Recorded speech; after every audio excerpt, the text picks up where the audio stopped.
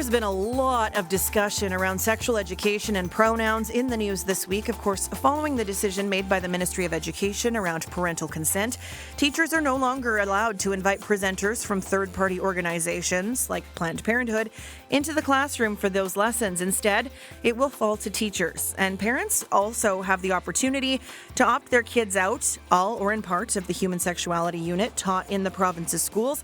But we haven't really heard enough from the people who are now solely in charge of getting sexual education into the classroom. Our producer, Nicole, is here, and she's going to read us an email we got from an elementary school teacher named Dawn. Hi, Nicole. Hello. Yeah, so Dawn writes, I can't speak to other grade level curricula because I haven't taught them. But in grade 5 is the year we teach about puberty and the reproductive system and health. As a courtesy to families, not part of the government policy until now, teachers usually send a note home prior to teaching the puberty unit. It's not a permission form, but a heads up to the home adults so they're aware of what we'll be talking about and can have discussions with their child and answer any questions that might come up in the best way that aligns with their beliefs. In the past, I have occasionally had one or two families ask that their child be excused from puberty lessons, specifically when we discuss the reproductive system. The excused student usually just sits in the hallway with a book or homework from another subject during the puberty talk. And then they ask their friends about it at recess because kids are curious and they're going to find out one way or another. While I have not personally had a third-party educator come in to teach sex ed in my class, I know colleagues who have and say that information and presentation was excellent. They also covered things like consent and healthy boundaries in age-appropriate ways that the teacher admitted they probably would not have thought to present themselves. The key words here are age-appropriate.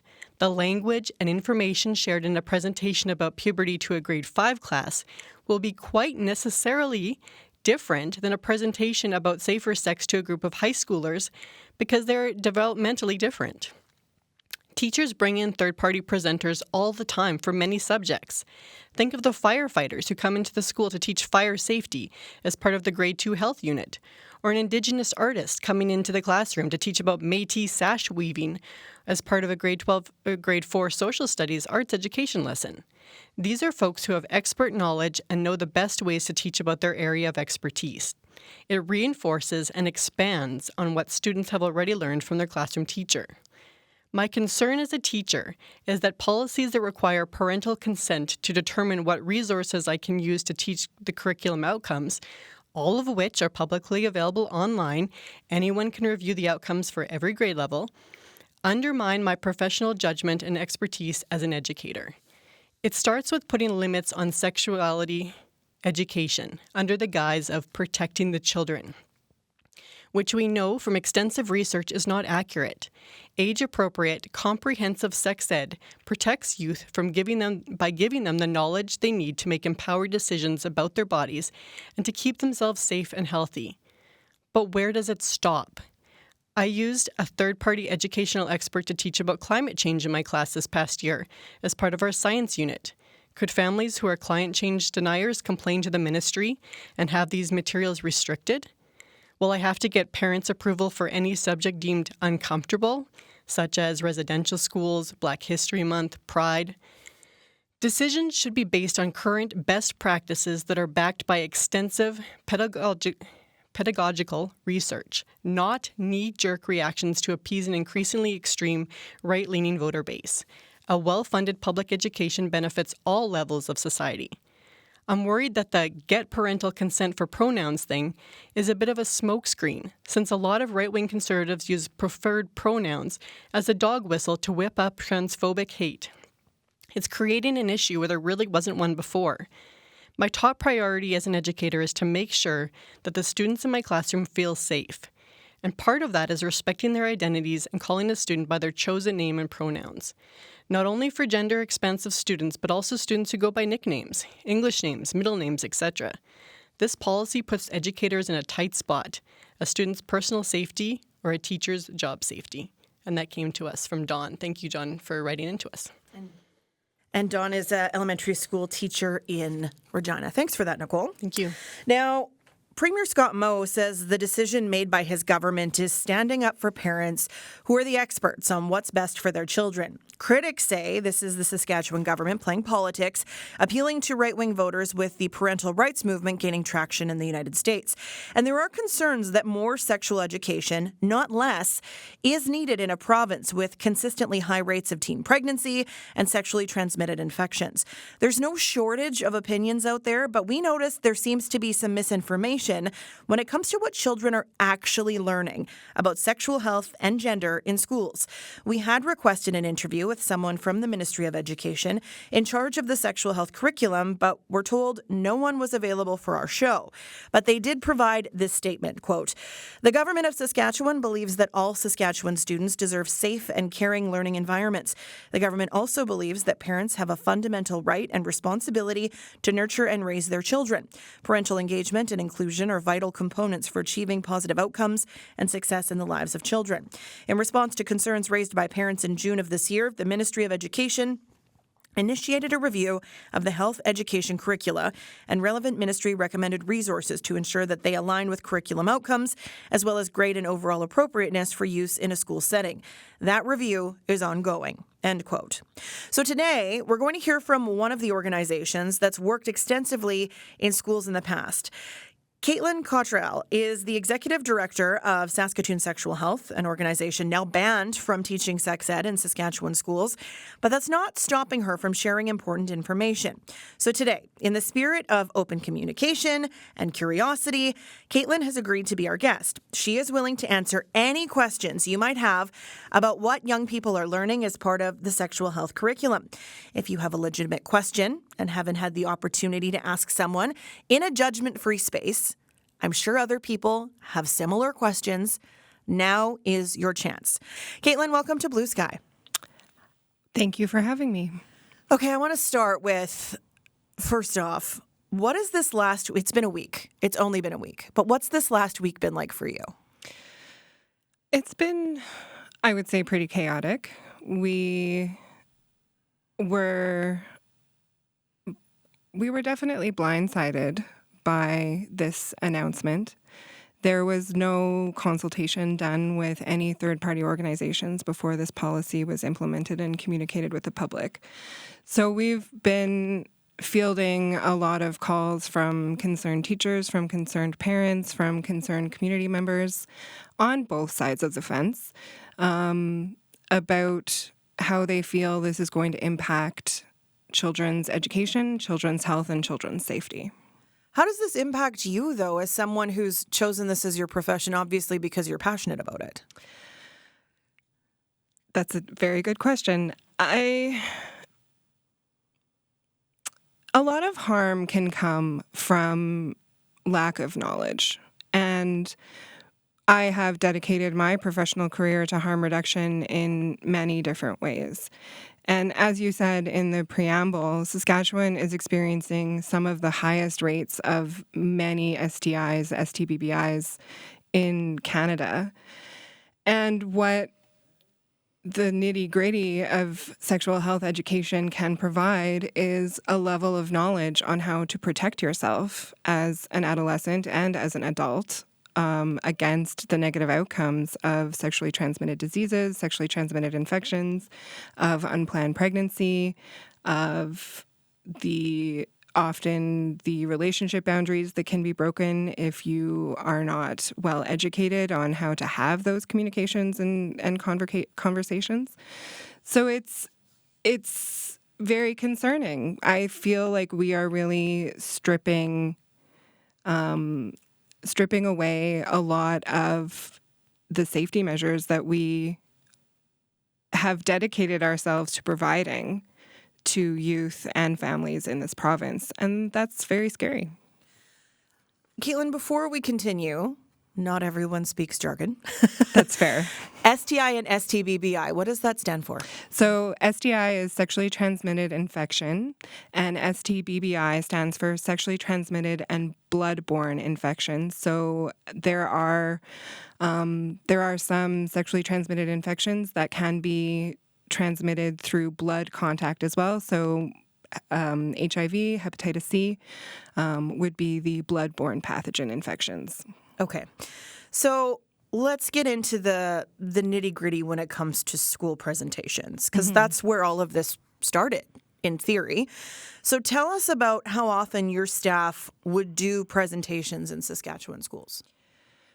We, during the school year, are doing often multiple presentations a week. It's not always in schools. It's for other community organizations as well.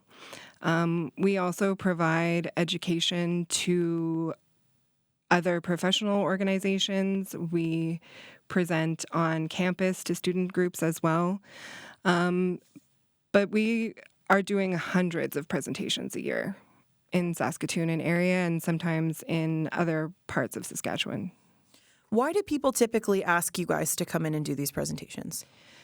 I think because we are the experts, because we have the knowledge and the expertise to be able to address not only the information and the topics that we're dealing with, but the questions that may come up. And again, especially elementary school teachers, these are individuals who are teaching a broad base of knowledge.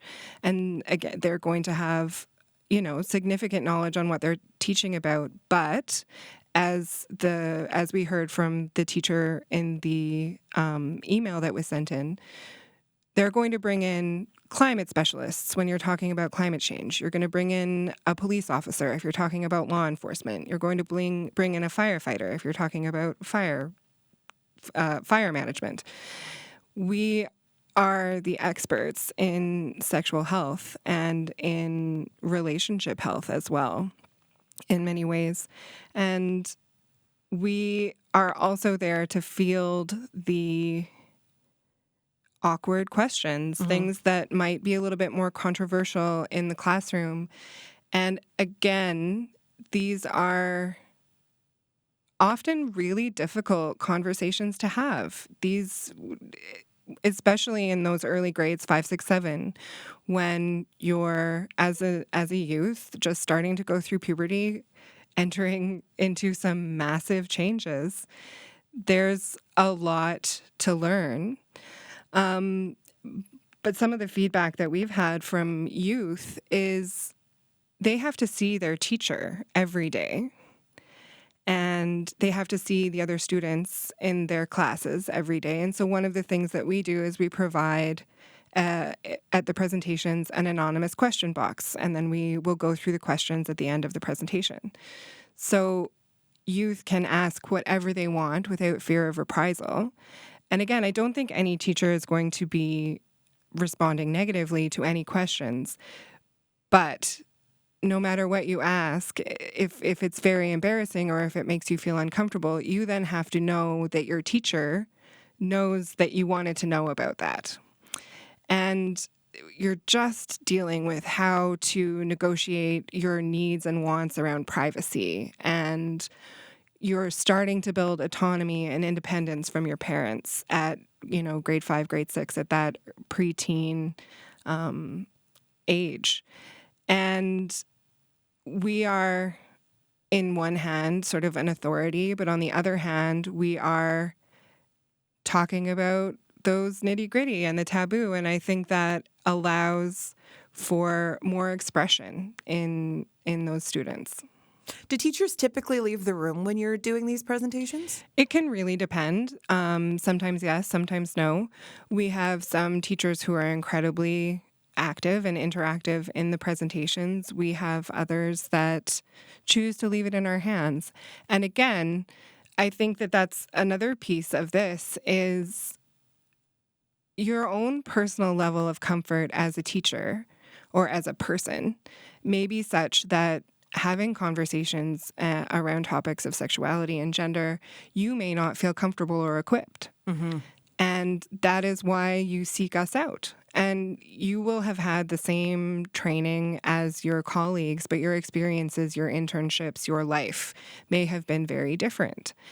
And so it's that comfort level as well. And I don't know how well we all remember, but I certainly have memory of I had a really, really great sex ed teacher in grade 8 and a really, really terrible sex ed teacher in grade 7. And the experiences were so night and day for me. And going into grade 8, I was very scared to ask questions because of the sort of the interactions that I'd had the previous year. But we had a public health nurse that came in to do some of the teaching in my grade 8 classroom. And she was phenomenal. She told the funniest stories. She was probably mid-50s, and in my 13-year-old brain had no shame. And it was fantastic. She reminded me of Sue Johansson, and that was just the best. But my grade 8 teacher had called her in because she was, I think at the time, in her early 60s, dealing with a classroom full of 13 and 14-year-olds and just didn't feel like she was going to connect with us on that level. And so she called an expert. There's a little self-awareness there. Absolutely. And I think that's really important. Your kids are going to, like your students are going to know if you're uncomfortable teaching something. They're going to pick up on that. Kids are very perceptive. And if you're uncomfortable imparting that knowledge, they're not going to ask you more questions because they know that that awkwardness is only going to continue. Okay, I want to talk to you about humor in just a second. But first, I want to open up the floor to callers if they have questions specifically about sexual education in the classroom. Judgment-free space. Everyone listening benefits from questions from the audience because it might be something we haven't even thought of, or maybe they were wondering too. And Caitlyn, I'm wondering, you'd mentioned the grade 8 teacher, the sex ed expert, and the humor. What role does humor play in sex ed? I think humor plays an enormous role in sex ed. Again, these are awkward conversations, especially for 11, 12, 13-year-olds. We are, as youth, from birth until that age, we are very protected, I feel, or I think should be, from sexualization, from adult sexuality. And so it's kind of hush hush and shh and giggles in, as you're discovering things.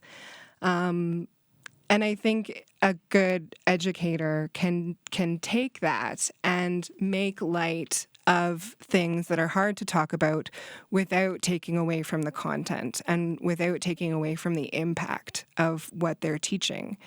And I mean, I have a 7-year-old stepson, and he's just starting to become aware of some of these things. But think about little boys talking about all of the different names for a penis, and when you're just starting to discover yourself, I think it's funny in a lot of ways, and it's like that funny, haha, awkward too, right? Like you don't know exactly what to say or how to feel, and so rather than saying that, you say, I don't know what to say. Yeah. Caitlyn, let's talk about what you're actually teaching in the classrooms. What age do you come in? This is not kindergarten. No. So we usually wouldn't come in any time before grade 5, which is when the Human Sexuality unit starts to take hold. So we have age, we sort of differentiate between elementary and secondary school in terms of our content. And again, how we would present to a grade 5 classroom would definitely differ to how we would present to a grade 8 classroom. 11 to 14, those are big age differences, especially during puberty. So in terms of the sort of elementary, what we would focus on there is puberty, healthy relationships, and rejection and boundaries. So dealing with rejection and how to accept others' boundaries. Mm-hmm.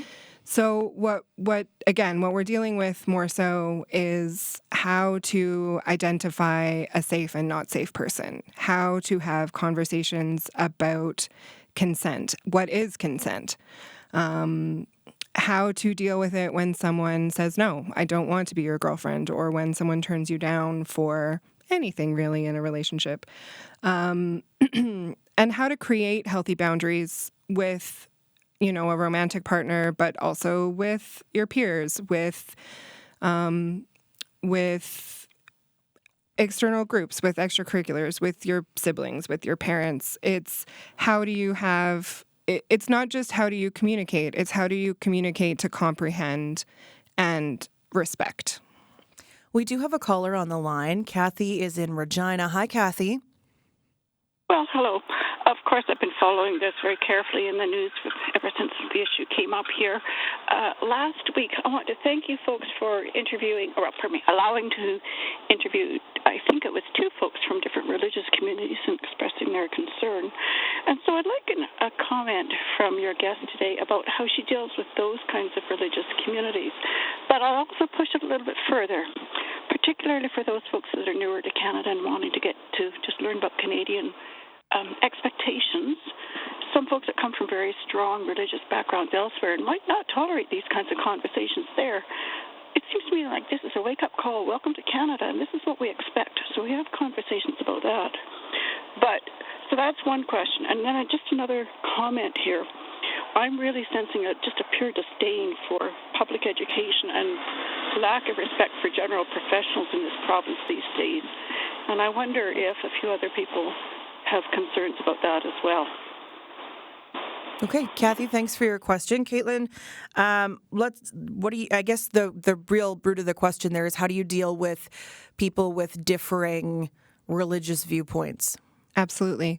So one of the presentations that we have created is called New in Town, and it's specifically supporting newcomer youth in making choices that promote health and wellness in all areas of their life, not just with sexuality.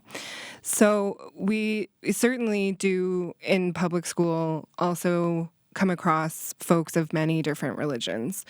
So I think there's a lot of misconception of what is actually included in our presentations and in this health and sexuality curriculum. So in the 5th grade, in grade 5, grade 6, we're talking about what is menstruation, what is spermatogenesis, so how is sperm created in the body, what to expect during puberty, body hair growth, change in your, you start sweating, acne, all of those types of different things. And so when we're... Hygiene, absolutely. Hygiene, yes. And that's definitely a big one for those adolescents. And so these are not focused necessarily on sex. It's sexuality and reproduction health is what that is. And so it's in the later grades, in sort of 7, 8, 9, where we talk more about contraceptives. We talk about sexually transmitted infections. We talk about gender identity a little bit more. And as was stated, folks have always been able to read the curriculum and have been able to remove their children if they so choose. What we try to do is come from the perspective of the group. So if we are presenting to a specific group, we would do some work to ensure that we're respecting their cultural traditions, that we are looking at what the norms are in their places of origin, so that we're not pushing boundaries. Having said that, we do have instances where we would have children come to us later on to ask more questions because their baseline knowledge coming from different countries may be very different. So it's mostly addressing the gaps and understanding that there may be limitations of what children may understand. And how to explain them in ways that is respectful of that culture. I think, too, we wouldn't necessarily deal with, or we wouldn't be in a lot of spaces where, for instance, we don't do a ton of work with the Catholic school system. We do some, for sure, but their sexuality units are much different than what is provided in public health or in public schools.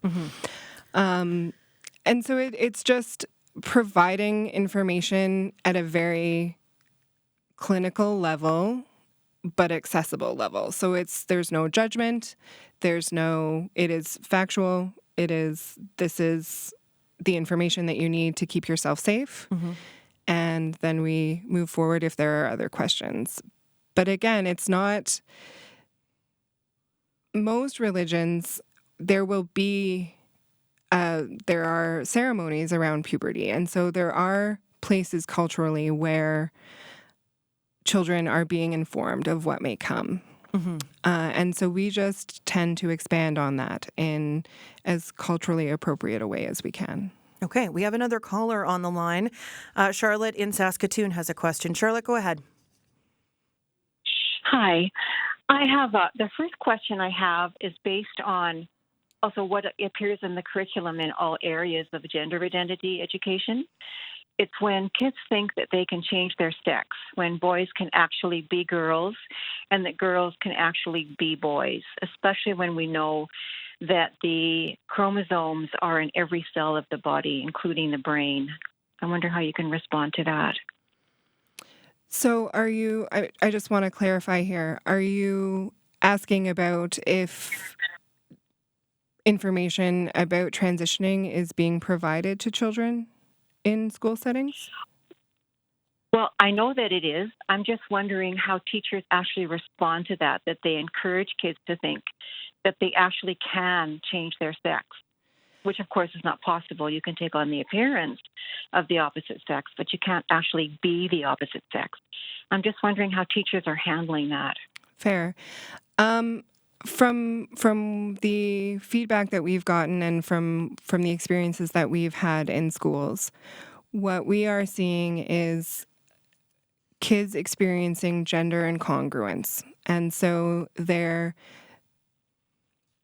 sex assigned at birth does not match their gender identity. And no, I understand that. But what I'm wondering is, okay, so can I just ask you another question with something that you just said? Absolutely. You said that sex is assigned at birth. Mm-hmm. And what that implies is that it's a seating plan, basically, and it can change randomly. Whereas in 99% of cases, the sex is appropriately determined. So when you teach that, doesn't that destabilize a child to think, wait a minute, maybe I'm not a boy. Maybe I'm not a girl. Well, I think there's a misconception here that sex and gender are the same thing. And sex and gender are two completely different concepts. So your sex, your physical sex, is the genitalia that you are born with. And so you are born male, female, or intersex. Your gender is your concept of your own identity. And so no teacher is going to be talking about changing your sex, your physical sex. You are right, that is impossible in many ways. You can have gender reassignment surgery, but you're not going to change your physiological sex. It's the gender identity that does not match your sex assigned at birth. I think the problem is that for young people and children, they assume then that they actually are the opposite sex. And so then, therefore, they can assume the rights and privileges of the opposite sex, when in fact they're not. They might feel like it today, and then tomorrow they don't feel like that. How do you handle that situation? It's very, very rare for someone to fully transition and to detransition. And so that's something that would likely come up in adulthood. But I think one of the things that we need to understand is that there is an enormous amount of change happening in children between the ages of 8 and 16. So your concept of gender may be solid from the time that you are born until you die. But for some people, that changes. That can be fluid. And so you're looking at other identities. So I'm going to interrupt again. I'm sorry. So you're just kind of repeating sort of what everybody is saying. But inside of that are the actual real concerns when we're teaching kids. Like they look at the gender spectrum and they say, well, I wear a dress, so maybe I'm really a girl, or I wear blue jeans, so maybe I'm really a boy. Charlotte, could I interject for just a second? Sure. I think Sure. I think Caitlyn explained that gender and sex are different things, and I think that you are conflating them still as the same thing. So you're technically also asking the same question. Yeah, and so again, gender is a social construct. Gender is not a physiological construct. So historically, over the last several thousand years, there have been very strict gender norms especially in Western society. Those are based historically, and I could go all the way back to when we were still walking not upright. But how gender presents... How do you mean when you go back? Could you explain that? Not following you. So gender is a social construct. Humans in this iteration in agrarian or industrial societies have existed for about 12,000 years. So what gender really is a construct of capitalism, and it's tough to sort of break that apart. But gender actually is applied to grammar. Gender is a grammatical. No, sex is grammatical. Grammar. It's only in the last, a few years that we've been attaching it to how people feel or how they look or what clothes they wear or how they behave. So since 2016, when we began to look at the Bill 16 and started applying gender identity and gender behavior to law, is a way to support the massive transgender movement that's been occurring in the West.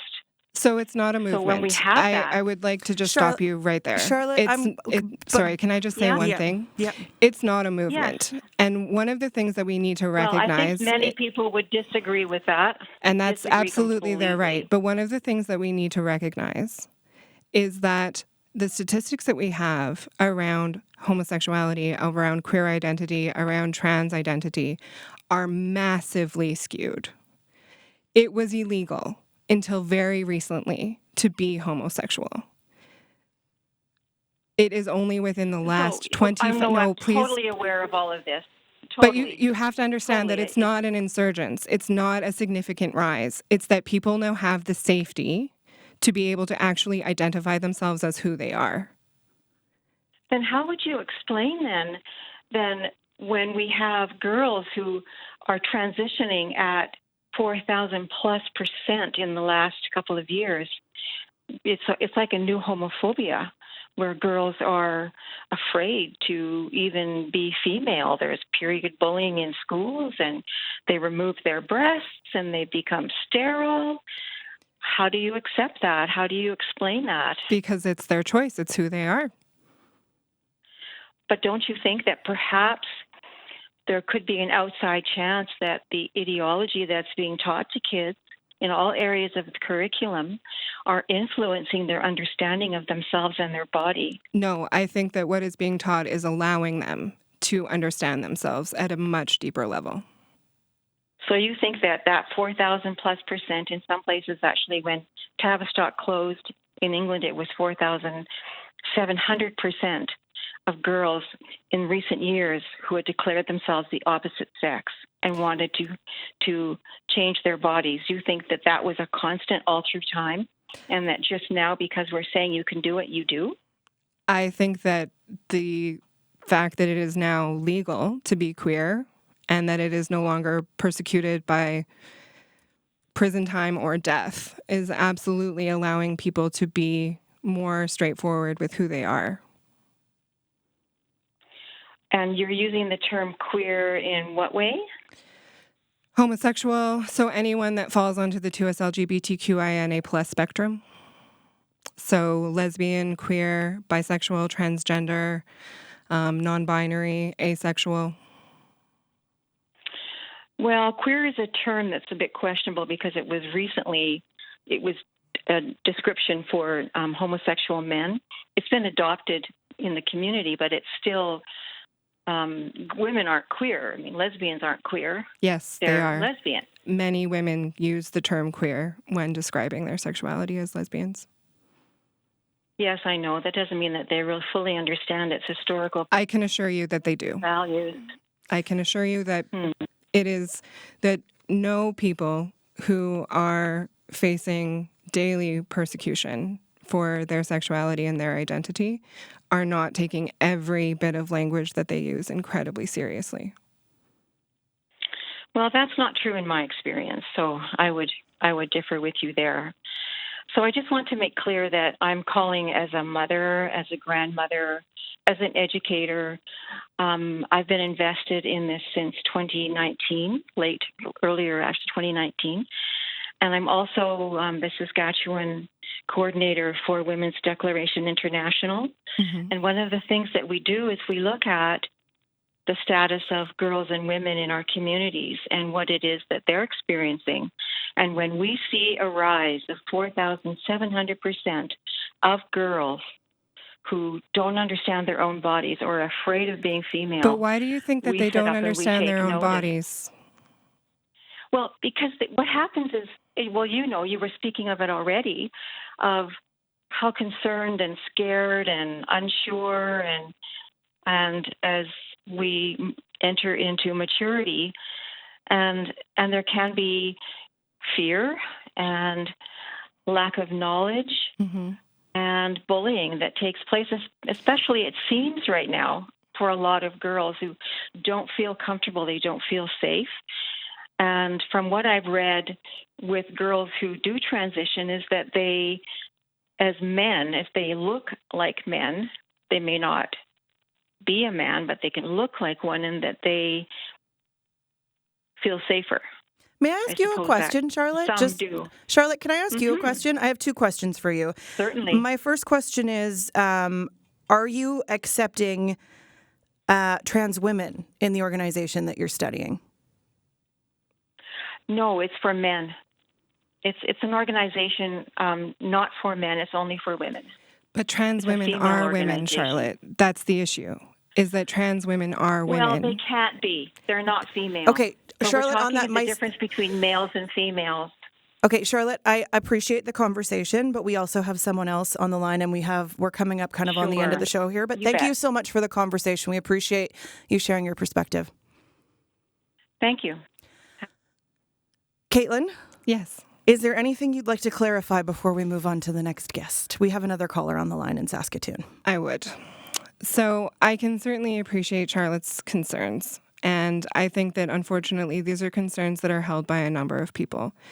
What we are seeing is an unfortunate and significant rise of trans exclusionary radical feminism. We are seeing significant pushback of people knowing and being able to identify who they are. So I am a bisexual woman. I knew at the same time that I knew I liked boys that I liked girls. My partner is non-binary. They knew from an incredibly young age that they didn't fit the normal gender binary spectrum. Mm-hmm. I also have friends who didn't realize that they were experiencing gender incongruence until they were in their late 20s or early 30s. There is no timeline on recognition of self. And I think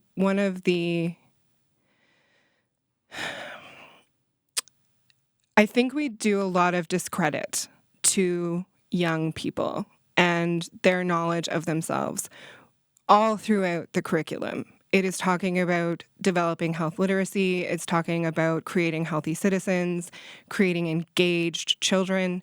And so we are providing them with all of these tools to educate themselves, to critically think, to engage in different things in different ways. And then when they're telling us, actually, I've taken all of this information and education that you've given me, and this is what I have discovered about myself, and we're saying, no, you're wrong, that's not the thing. I think, again, as you said, and as we're really undermining our own programming in that we're giving children these tools, and then when they use them, we're like, no, you're using them wrong. I had a conversation with a friend of mine, a trans woman, yesterday, because she's been outspoken on social media about what's been going on the last few days. And basically where we ended is she's being the person that she wished she had when she was a young person, having those people to look up to in the community. Jalen in Saskatoon wants to ask a question. Jalen, go ahead. And I want to warn you both, we only have about 5 minutes, so just keep that in mind time-wise. Jalen, go ahead. Hi. So when I was in high school, I didn't realize that I was trans yet, and I attribute that mostly to the fact that I didn't get any education in high school, and if I did, I think I'd have a much better life. And I just wanted to ask you, Caitlyn, what does SSH teach about trans people in school? And if you find that one of the students does identify as trans, what sort of supports are you able to offer them? That's such a great question, Jalen. Thank you so much. So what we teach about gender and gender identity and trans identity in schools, we give a lot of information on terminology. We talk about things like sex assigned at birth versus what your gender identity is. We do provide some information on what intersex is. So a very dated term would be hermaphrodite, but now the terminology is intersex. We talk a lot about how to question your identity, how to have conversations, but also how to identify who is a safe person to have these conversations with. We provide and have worked a great deal with Out Saskatoon on providing things like Gender 101 and Queer Identity 101. So talking about what does trans gender mean? What does queer mean? What does being a lesbian entail? What is asexuality? So just providing more baseline information on what is trans identity and what goes into transitioning. And again, I think one of the misconceptions is that we and other organizations like ours are going into classrooms to change hearts and minds and to encourage anyone to transition. And that's not the case. We are going into classrooms and into other organizations to provide information. And just as you said, Jalen, if you had known sooner about what transgender identity was, about what that entailed, you likely would have pursued that sooner than you did. And that is one of the themes, especially, so I'm 38, in my generation and above, and even the generation below me, was we frankly didn't have the information. And how do you know how to identify yourself if you don't even have terminology to use, if you don't have that internal glossary of how do I describe myself to others, let alone to myself? And so that's a lot of what we do, is to provide understanding, to provide terminology, to answer questions, to point people in the direction of other resources that are really beneficial for learning. Okay. Thank you so much for the answer to that. I just want to ask you really quickly, because we don't have much time left, and I feel like we could probably do hours and hours about this topic, is do you think the pushback from parents who want to be included feel like they're not being included, do you think it's because they didn't have a good sexual education instance in their own, and so they just don't understand it? I would definitely say that that's a piece of it for sure. I too have recognized, and although I don't have a biological child, I have recognized that kids like to try things out with other kids and their peers before they talk to their parents or their guardians. And often their teacher is involved in that because their teacher is part of that social sphere. Mm-hmm. I think the other really, really, really important piece here is that if your child is not coming to you with this topic, with these questions, there is likely a reason. And And I have no desire to shame or blame any person, parent, guardian, teacher, involved family member. This is not a choice. Sexuality is not a choice. Gender identity is not a choice. Just like having diabetes isn't a choice. Just like getting cancer isn't a choice. If you aren't a place of safety for your child, or if you have big reactions when they tell you these really important things, there's a reason why they're not coming to talk to you.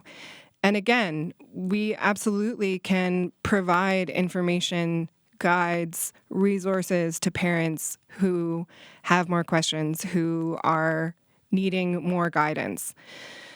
But school is supposed to be one of the safe places, no matter what, for kids. It is a place where you go, where you are protected. And I do genuinely feel that this this policy will diminish that place of safety for any student, not just trans students, but any student who that falls outside of that really strict binary.